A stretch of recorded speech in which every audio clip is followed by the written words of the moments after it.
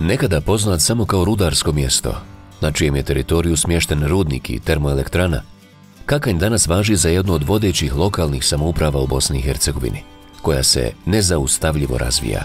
Uradili smo mnogo javnih projekata i objekata od interesa za javnost, od Doma kulture, sportske dvorane, gradskih saobraćajnica, stambenih zgrada za Rome. Kompletan javni sektor je obnovljen, osvježen ili urađen nanovo, ali u stvari to govori o situaciji u kojoj smo se našli nakon svega što smo proživjeli u posljednjih nekoliko decenija.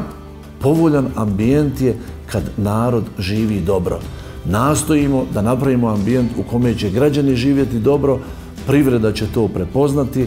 Općina Kakanj zauzima centralni položaj u Sarajevsko-Zeničkoj kotlini i po svojoj veličini spada u red srednjih općina u Bosni i Hercegovini.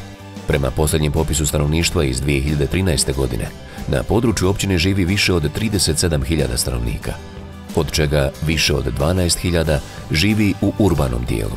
Čak 70% stanovništva je radno sposobno, što predstavlja potencijal koji se može iskoristiti za razvoj građanskog poduzetništva. Zahvaljujući bogatim prirodnim resursima uglja i krečnjaka, temelj kakanjske privrede predstavljaju rudarstvo i proizvodnja cementa, te proizvodnja električne energije. Ujedno, pomenuti sektori zapošljavaju najveći broj stanovnika općine. Ono što je prednost ove lokalne zajednice za investiranje je prije svega geografski položaj, zatim putne komunikacije. Tu su moderni putevi koji imamo i koridor 5C, regionalni putevi, željeznički saobraćaj, infrastruktura koja postoji. I normalno na sve to treba dodati ljudski aspekt, a to je prije svega općinska administracija koja je izuzetno susretljiva svim investitorima na raspolaganju. 98% zaposlenih dolazi iz Kaknja, sve mineralne sirovine, znači i svi alternativni materijali koje mi koristimo dolaze sa teritorije općine Kakanj. Bitno je kazati da nijedan strani investitor se nije povukao iz Bosne i Hercegovine, pa ni iz Kaknja. Tako da i Bosna i Hercegovina je sigurno mjesto interesantno za investiciju, posebno općina Kakanj, kažem, i zbog svog položaja, i zbog odnosa i stanovništva i lokalne administracije, znači lokalne zajednice prema samim investitorima. Čak 60% teritorije općine Kakanj prekriveno je šumama, što je još jedan od potencijala za razvoj ove lokalne zajednice. Ulaganje u nedovoljno razvijene drvno-prerađivačke kapacitete mogao bi biti mamac za investitore koji se planiraju baviti finalnom obradom drveta. Poljoprivredni resursi sa kojima raspolaže općina predstavljaju dobre uvjete za razvoj proizvodnje biološki zdrave i hemijski netretirane hrane, što bi u budućnosti moglo dovesti do većih ulaganja u ovu granu privrede, te pokretanja porodičnih poljoprivrednih biznisa. Naš je zadatak općine je da probudimo tu poduzetničku svijest raznim vrstama poticaja, posebno mladim ljudima, da krenu sa svojim biznisima. U prvoj fazi, kasnije su poticaji za razvoj tih biznisa, za nabavku opreme, za kreditiranje. Uglavnom u svim fazama razvoja, od početka do velikih poduzetnika, mi smo osigurali sredstva u općinskom budžetu da ih pratimo, da se taj biznis što bolje razvija.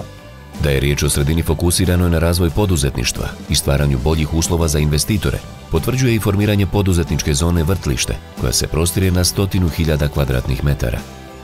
Formiranje ove industrijske zone nam se otvorila prilika da proširimo naše kapacitete i normalno da uposlimo i nove ljude. Opština ima i potencijala, ima htjenja, ima volje, ima ljude koji hoće da pomognu, zaista istinski da pomognu. Dakle, ja bi zaista preporučio potencijalnim investitorima da se jave, da dođu, da razgovaraju. Mislim da neće naići na otpor i mislim da će biti pozitivno iznenađeni.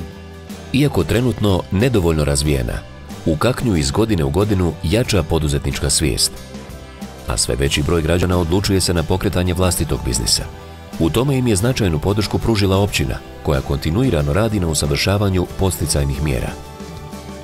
Tako su u posljednje 4 godine kroz projekat Pokreni svoj posao u Kaknju podsticaje ostvarile 82 nezaposlene osobe, koje su pokrenule i registrovale vlastitu djelatnost, dok je 260 pravnih i fizičkih lica dobilo podsticajna sredstva za refundaciju troškova obrtničkih, trgovačkih i ugostiteljskih radnji i dijela troškova osnivanja preduzeća.